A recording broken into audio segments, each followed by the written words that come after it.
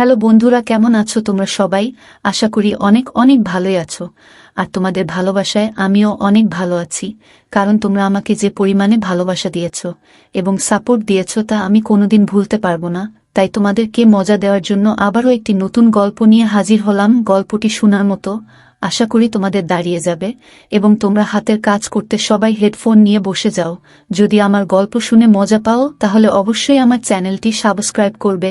তো চলো বন্ধুরা, আমরা কথা না বাড়িয়ে আসল গল্পে চলে আই। আমার স্বামী রোজ রাতে আমাকে পাত্তা না দিয়ে আমার স্বামীর বড় ভাইয়ের বউয়ের ঘরে চলে যেত। আমার স্বামী তার বড় ভাইয়ের বউয়ের ঘরে যাওয়ার পর থেকে দিদির কান্নার আওয়াজ শোনা যেত। আমি অনেক অনেক জিজ্ঞাসা করার পরও আমার স্বামী আমাকে কিছুই বলতো না, আর আমার স্বামীর বড় ভাইয়ের বউয়ের সাথে সাথে থাকত। একদিন আমি তার ঘরে লুকিয়ে দেখি যে তারা দুইজন তো। আমার নাম রুমনা। আমি অনেক ছোট একটা ধনী পরিবারের মেয়ে ছিলাম না। আমার বাবা একটা ছোট্ট চাকরি করে আমার আর আমার বড় ভাইয়ের লালন পালন করত। আসলে আমাদের ছোটবেলায় আমাদের মা আমাদের ছেড়ে চলে গেছিল। তারপর থেকে আজ অবধি আমাদের বাবাই আমাদের দেখাশোনা করেছেন। আমরা দুই ভাই বোন অনেক বেশি পড়াশোনা করতে পারিনি, কারণ আমাদের বাবার কাছে এত পয়সা ছিল না যে আমাদের বেশি দূর পর্যন্ত পড়াশোনা করাতে পারে। কিন্তু ক্লাস 12 পর্যন্ত আমি গ্রামের স্কুলে পড়েছিলাম। তারপর আমি ঘর সামলাতে থাকি, আর আমার বড় ভাই সুরেশও একটা বেসরকারি চাকরি করত। আর দিন চলে যেত মোটামুটিভাবে। ভাইয়ের উপার্জনের ফলে আমার বাবারও কিছুটা সাহায্য হয়ে যেত। আসলে বাবার উপার্জন এতটা কম ছিল যে সেই পয়সায় ঠিক করে আমাদের সংসার চলত না। কিন্তু যবে থেকে আমার ভাই উপার্জন করতে শুরু করেছে তবে থেকেই আমাদের ভালোভাবে সংসার চলতে শুরু করে। তারপর থেকে আমাদের জীবনে ভালো দিন আসতে শুরু করে, কারণ ভাইয়ের উপার্জিত টাকার পরিমাণ অনেকটাই বেশি ছিল। কিন্তু সমস্যা একটাই ছিল যে সে একটু বেশি রাগী ছিল আর খারাপ কাজে পড়ে গেছিল। প্রায় দিনই আমাদের বাড়িতে নানা রকমের লোক আসত, কিন্তু আমার বাবার কিছুই করার ছিল না, কারণ আমরা তাকে অনেক বোঝানোর চেষ্টা করেছিলাম, কিন্তু সে বোঝার মানুষ ছিল না। এই জন্য আমরা এটা ভেবে ভেবে অস্থির হয়ে যাচ্ছিলাম যে কিভাবে তাকে বোঝানো যায়। ঠিক তখন একদিন আমার মামা আসে আমাদের বাড়িতে। তখন সে বলে আমাদের তার বিয়ে দিয়ে দেওয়া উচিত, তাহলে সে একদম ঠিক হয়ে যাবে। আমাদের তার কথা ঠিক বলে মনে হয়। তার বিয়ে দিলে হয়তো তার ব্যবহারে পরিবর্তন আসবে, হয়তো সে এইসব ভুল জিনিস থেকে বেরিয়ে আসতে পারবে। এই সব কিছু ভেবে আমার বাবা আমার মামাকে বলে যে একটা ভালো পাত্র খুঁজে দাও যাতে আমার ঘরে খুশি আসে, আর তার এই রকম ব্যবহার থেকে আমরা মুক্তি পেতে পারি। মামা অনেক চেষ্টা করে একটা পাত্র খুঁজে বলে যে পাত্রটা অনেক ভালো, মেয়ে অনেক ভদ্র, মেয়েটা অনেক বেশি দূর পর্যন্ত পড়াশোনা করেনি, কিন্তু সে তোমার সংসার অনেক ভালো করে সামলাতে পারবে। সেই জন্য আমার বাবা বলেন আমাদের কোনো জিনিসের দরকার নেই, শুধু সেই মেয়েটা ভালো হলেই হবে, যাতে সে আমার ছেলের আর আমার সংসারটাকে সামলে নিতে পারে। তখন মামা বলে আমরা রুমনার বিয়েটা ঠিক করে দিই, কারণ তোমার তো সেই রকম জমানো টাকা নেই যে বারবার খরচা করতে পারবে। দুইজনের বিয়ে একসাথে হয়ে গেলে বিয়ের খরচও একসাথে শেষ হয়ে যাবে। বাবা বলে যে না, এখনো রুমনার সেই বয়স হয়নি যে সে বিয়ে করে বৈবাহিক জীবন সামলাতে পারে। সেই জন্য আমি কিছুদিন পরে রুমনার বিয়ে দেব। আর রইল বাকি সুরেশের কথা, নেহাত সে খারাপ কাজে পড়ে গেছে, সেই জন্য তাকে বিয়ে দিতে বাধ্য হচ্ছি। তাছাড়া ছেলে মেয়ের মধ্যে অনেক পার্থক্য হয়। ছেলেদের তো ঘর সামলাতে হয় না, উল্টে তার দেখাশোনা করার জন্য একটা মেয়ে চলে আসে। কিন্তু এই মুহূর্তে যদি আমি আমার মেয়ের বিয়ে দিয়ে দিই তবে সে হাজারো সমস্যার মধ্যে পড়ে যাবে। না জানি শ্বশুরবাড়ির ভিতরে তাকে কি কি করতে হবে। সেই জন্য কিছু সময় পরে আমি রুমনার বিয়ে দেব, এখন না। সব শুনে মামা বলে কোনো সমস্যা না, যেমন তোমার ইচ্ছা। যাই হোক, এই সব ভেবে আমরা ভাইয়ের জন্য বিয়ের পাত্র দেখে অনেক ধুমধাম করে ভাইয়ের বিয়ে দিয়ে দিই। আমার বড় ভাইয়ের বিয়ের পর তো যেন আমাদের বাড়িটা অনেক সুন্দর হয়ে গিয়েছিল, কারণ বৌদি আসার পরে আমার ভাই সব খারাপ কাজ করা বন্ধ করে দেয়। সে খারাপ কাজ করার পাশাপাশি সব খারাপ কাজ করা ছেড়ে দেয়, আর সে অনেক মন দিয়ে নিজের কাজকর্ম করতে শুরু করে এবং সব বাড়ির দায়িত্ব পালন করতে শুরু করে। ভাই আমার বাবাকেও কাজে যেতে বারণ করে দেয়, আর বলে এখন আমি উপার্জন করি, তোমার এত ছোটখাটো চাকরি করতে হবে না। এখন বাবা সারাদিন বাড়িতে বসে আরাম করে, বৌদি তার সেবা করে, আর ভাই মন দিয়ে চাকরি করে পয়সা উপার্জন করতে শুরু করে। যার জন্য আমাদের সংসার অনেক ভালোভাবে চলে যেতে থাকে। পাশাপাশি আমাদের টাকাও জমতে শুরু করে। এখন আমাদের সুখের দিন ছিল। এভাবেই দিনগুলো পার হতে থাকে। আস্তে আস্তে আমার আর বৌদির মধ্যে এত ভালো সম্পর্ক তৈরি হয়ে যায় যে আমরা বৌদি আর আমি কম একে অপরের বোন বেশি ছিলাম। আমি সব কথা আমার বৌদিকে বলতাম আর বৌদি আমাকে নিজের সব থেকে ভালো বন্ধু মনে করত। সে তার নিজের সব ছোট বড় কথা আমাকে বলতো। আর সে বলতো তুমি তো আমার নিজের ছোট বোনের মতো। আমার আর বৌদির এত ভালো সম্পর্ক দেখে বাবা আর ভাই অনেক খুশি হতো। হয়তো আমার বৌদি আমার বাবা ভাইয়ের এত ভালোবাসা পেয়ে সে তার বাবার বাড়িতেও যেতে চাইত না। আমি মাঝে মাঝে ভাবতাম এ কেমন মেয়ে যে বাবার বাড়ি থাকার চেয়ে বেশি বাড়িতে থাকতে পছন্দ করে। হ্যাঁ, এটাই আমার বৌদি ছিল। সে এই রকমই। হয়তো সে এখানে বাবার বাড়ির থেকে বেশি ভালোবাসা পেত। সেই জন্য সে তার বাবার বাড়িতে যেতে চাইত না। তাছাড়া তার সাথে এরকম ব্যবহার করতে আমারও ভালো মনে হতো। আর তাছাড়া আমার বাবা আমাদের সবসময় বোঝাত যে যেমন কর্ম করবে সে রকমই ফল পাবে। আর যদি আমি আমার বৌদির সাথে ভালো ব্যবহার করি তাহলে পরবর্তীকালে আমিও শ্বশুরবাড়ি গিয়ে ভালোভাবে থাকতে পারব। এইভাবেই আমি সবার সাথে মিলেমিশে থাকি। এখন আমার মামা আবার আমাদের বাড়িতে এসে বলে এখন তো আর কোনো সমস্যা নেই। এখন তো সুরেশের বিয়ে হয়েছে, অনেক দিন হয়ে গেল। এখন আমাদের রুমনার জন্য পাত্র দেখা উচিত, কারণ এখন রুমনার বিয়ের বয়স হয়ে গেছে। তখন আমার বাবা বলে এখন আমার রুমনার বিয়ে দিতে কোনো অসুবিধা নেই, কারণ আমার ছেলে ঘর সামলে নিয়েছে আর আমার সেবা করার জন্য আমার মেয়ের মতো একটা বৌমা এনেছে। এখন রুমনার জন্য কোনো ভালো ছেলে খুঁজতে হবে। তখন বাবা মামাকে বলেন তোমার কাছে যদি কোনো ভালো পাত্র থাকে তবে তুমি বল।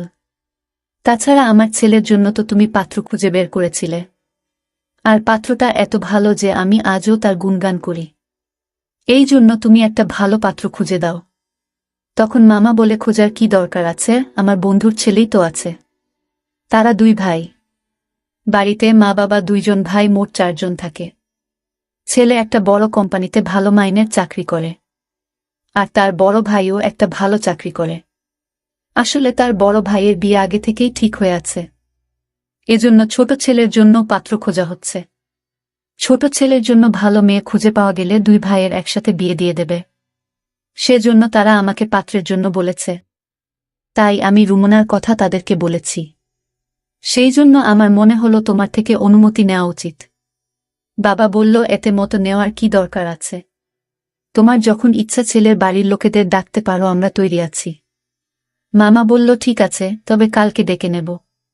পরের দিন আমার স্বামী তার কিছু বন্ধুদের নিয়ে আমাদের বাড়িতে আমার জন্য পাত্র দেখতে আসে। আমার স্বামীর নাম ছিল রমেশ। রমেশকে দেখতে অনেক সুন্দর ছিল, আর ভালো পোশাক পরার জন্য তাকে আরও বেশি সুন্দর দেখাচ্ছিল। রমেশকে দেখে তো আমার হুঁশ উড়ে গেল। আমি বুঝতে পারছিলাম না যে এত সুন্দর ছেলে কি আমাকে পছন্দ করবে। কিন্তু যখন নিজেদের মধ্যে কথা বলার জন্য আমাদের দুইজনকে একা জায়গায় ছেড়ে দেওয়া হয়, তখন রমেশের কথা আমার মন ছুঁয়ে যায়। রমেশ এত মিষ্টি করে এত ভালো করে কথা বলছিল যে মনে মনে আমি তাকে নিজের স্বামী হিসেবে স্বীকার করে নিয়েছিলাম।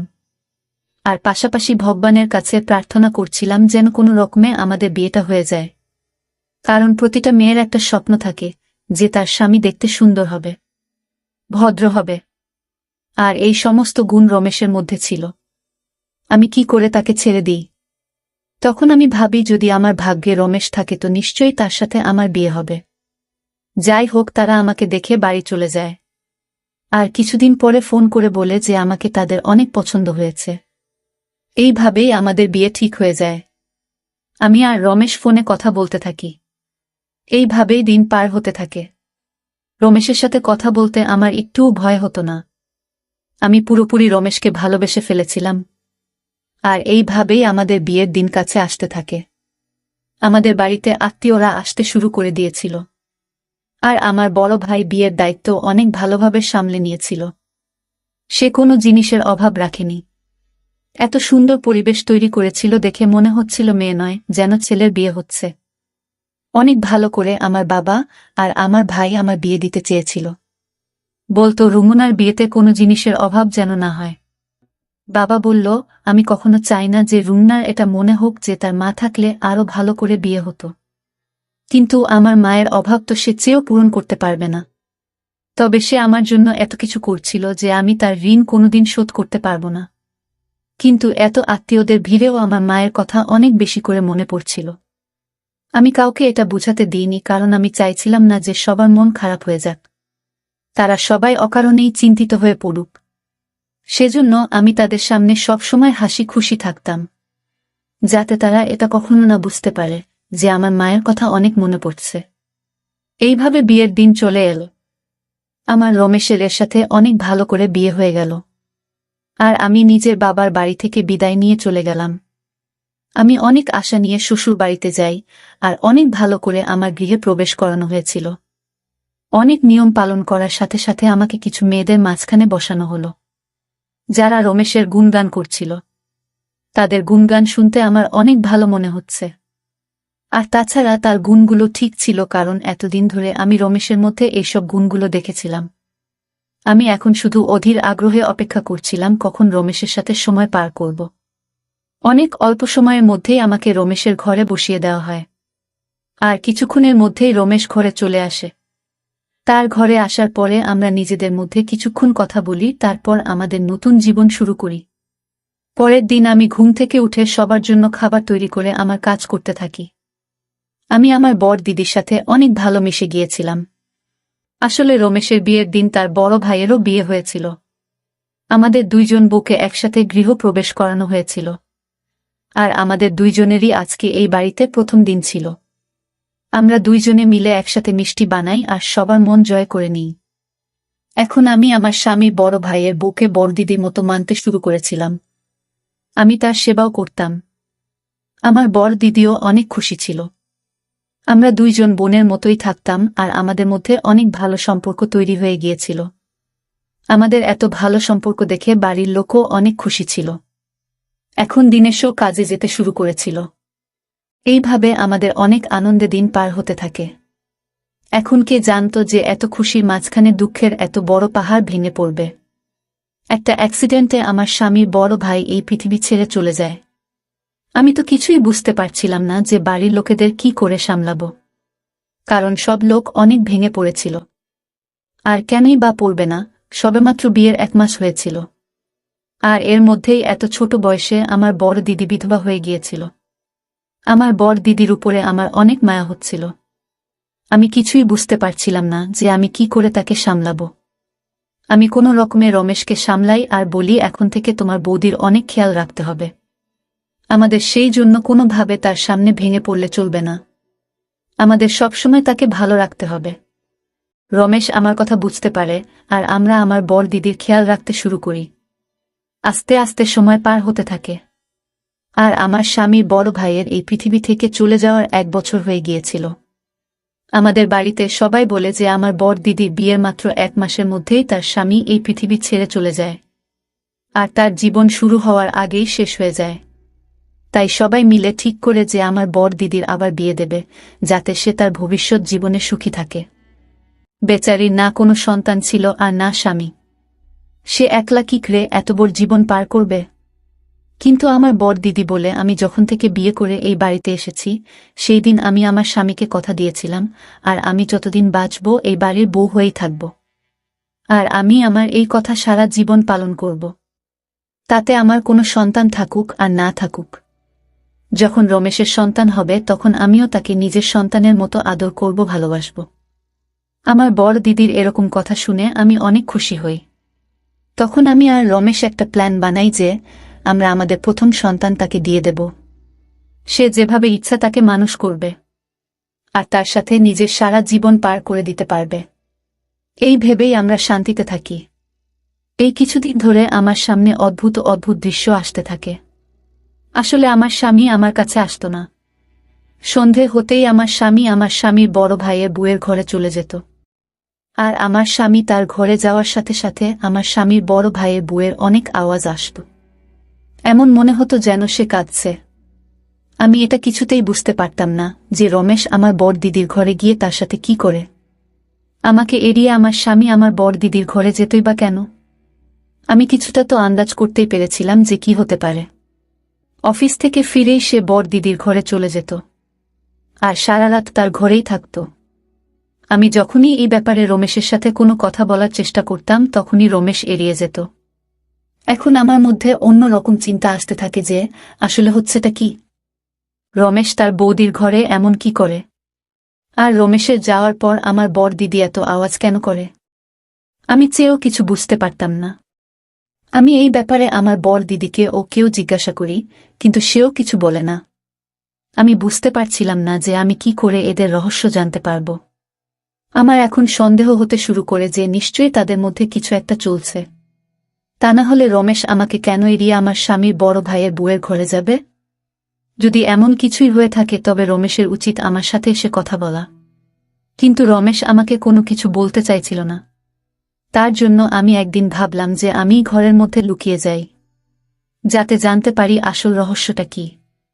তাহলে কোনটা সত্যি আর কোনটা মিথ্যে প্রমাণ হয়ে যাবে। যদি সত্যি এরকম কোনো কথা থেকে থাকে তবে আমি তাদের নিয়ে সবার সামনে যাব। আমি রোজ রোজ আর এইসব সহ্য করতে পারছিলাম না। এইসব ভেবে একদিন আমি তার ঘরে লুকিয়ে বসে রইলাম।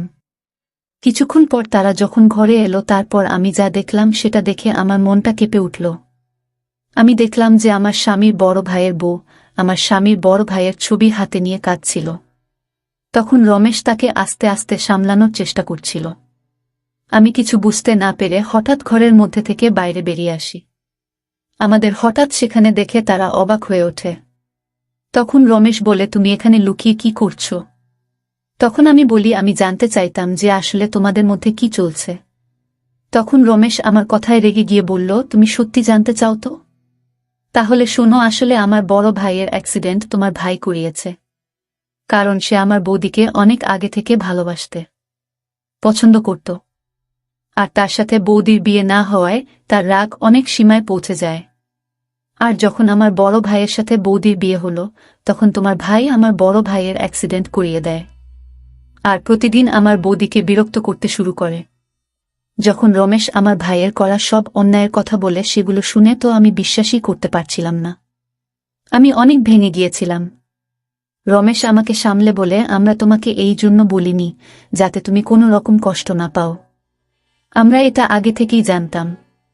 আমি রোজ রাতে ওই জন্য বৌদিকে বোঝাতে আসতাম যে কোনোভাবে যেন রুমনা এইসব কথা না জানতে পারে। আর এই ব্যাপারটাকে আমরা যে কোনোভাবে মিটিয়ে নিতে চাইতাম।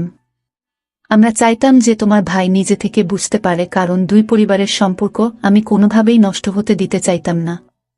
রাগ আমারও হতো, সে আমার বড় ভাইকে শেষ করে ফেলেছিল। কিন্তু আমি তোমার মুখের দিকে তাকিয়ে কোনো কথা বলিনি।